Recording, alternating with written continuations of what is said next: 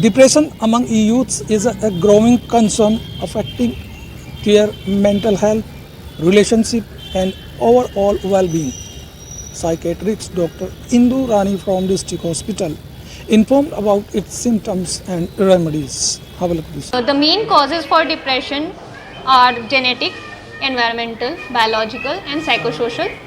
That includes stressors or traumatic events in person's life, or family history of depression, or past history of depression, any chronic medical illness or disability, or environmental factors like job issues or unsupportive background in families. These are factors contribute to depression in adult population. Treatment are available in form of therapies, and medical treatment are also available in the form of drugs.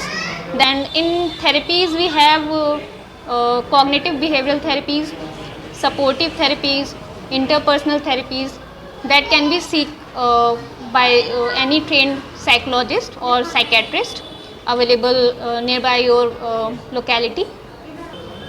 On the part of the family members, they are the major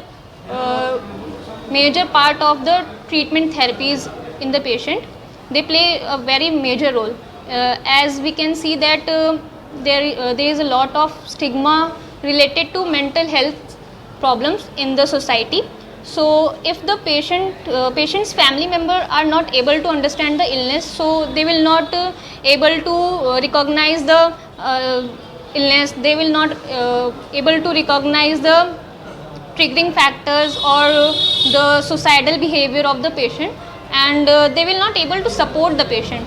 If they will able to understand the illness, they will able to understand the need of the treatment for the illness, then the major part can be solved. So it will be very helpful for the patient if the patient's family members are supportive.